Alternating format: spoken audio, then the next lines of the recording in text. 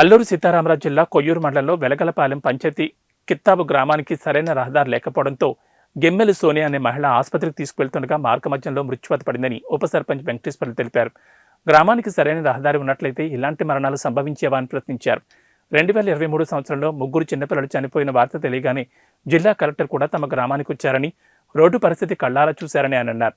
అదేవిధంగా గడప గడపకు మన ప్రభుత్వం కార్యక్రమంలో భాగంగా ఎమ్మెల్యే భాగ్యలక్ష్మి, ఎంపీ మాధవి కూడా గ్రామానికి వచ్చి తమ రహదారి కష్టాలు కళ్లారా చూశారని ఆయన తెలిపారు. ఉప సర్పంచ్గా తాను ఎంపీ, ఎమ్మెల్యే చుట్టూ తిరిగానని, అదేవిధంగా ఫారెస్ట్ డిపార్ట్మెంట్ అధికారుల చుట్టూ కూడా తిరిగాను తప్ప తాము ఎక్కడికి వెళ్లినా తమపై కరుణించే నాదుడే లేడని ఆయన ఆవేదన వ్యక్తం చేశారు. ఇప్పటికైనా అధికారులు తమ గ్రామానికి రోడ్డు సౌకర్యం కల్పించి తమ కష్టాల నుంచి విముక్తి కలిగించాలని ఆయన ఈ సందర్భంగా కోరారు. నా యొక్క అభిమానాలు ఈరోజు తెలియపరుస్తున్న ఏంటంటే, ముఖ్యంగా కితాబ్ గ్రామంలో మృతి చెందినటువంటి ఆమె గెమ్మెలి సోన మరి ఈరోజు మృతి చెందడం జరిగింది. కారణం మాకు పరిస్థితి ఇలాగుందండి. శకం మరి మాది కితాబు గ్రామం వెలగలపాలెం పంచాయతీ.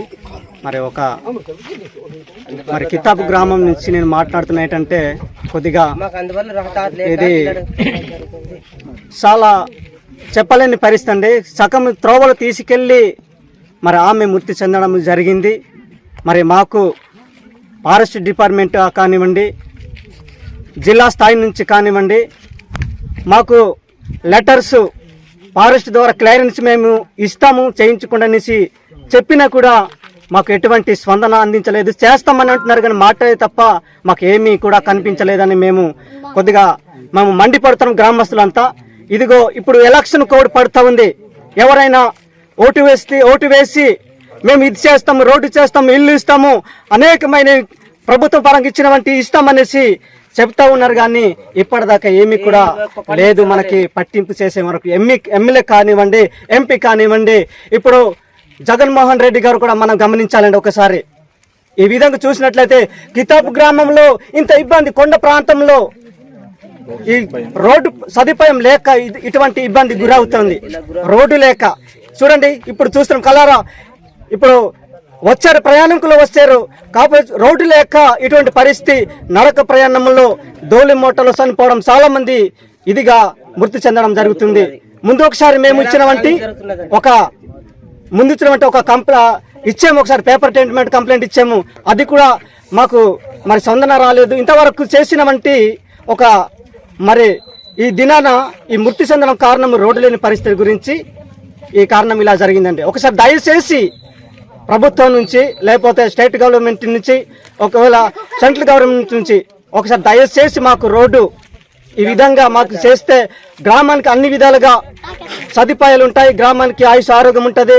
హాస్పిటల్కి వెళ్ళాలన్నా సుఖ సంతోషం వెళ్ళి తిరిగి రానికి అంబులెన్స్ రాలేని పరిస్థితి కూడా కనబడుతుందండి. డోలు మూతలు వేయి చాలా మంది మృతి చెందడం జరుగుతుంది. ఇది కొద్ది మాటలతో నేను ముగించుకుంటూ సెలవు తీసుకుంటున్నానండి. నమస్కారం. నువ్వు మాట్లాడతావా? 2 నిమిషాలు మాట్లాడరా. ఎవరు చెప్పొద్దు మాట్లాడేటప్పుడు. ఆ పక్కన మాట్లాడితే ఎలా అంటే వాడు ఉచ్చు కలిపినట్టు ఉంటుంది. న్యూస్ అనేది అందరికి ఫార్వర్డ్ అవుతుంది. కాబట్టి చెప్పండి సార్. మీ పేరు చెప్పి. నా పేరు శ్యామల ప్రసాద్ సారు. నేను 1971లో మా ముత్తాతలు దిగారు. 71 సంవత్సరాల నుంచి ఇప్పటికి లెక్కెడితే 8 సంవత్సరాలు నాకు తెలియదు సారు. కానీ అప్పటి నుంచి మరి రోజు సౌకర్యం లేక ఇలాగ ప్రజలు చాలా మంది ఇదైపోతున్నారు సార్. ఇది ఇలాగా హాస్పిటల్కి వెళ్ళే రహదారి లేక చాలా మంది ప్రజలు ఇలా పడైపోతున్నాం. అంబులెన్స్ రావడం కూడా లేదు. మొన్న ఫాస్ట్ రోడ్ అడిగాం, రోడ్డు అడిగితే ఇది అది అంటున్నారు, ఏది ఇవ్వట్లేదు సార్. అది మా జరిగిన సంఘటన.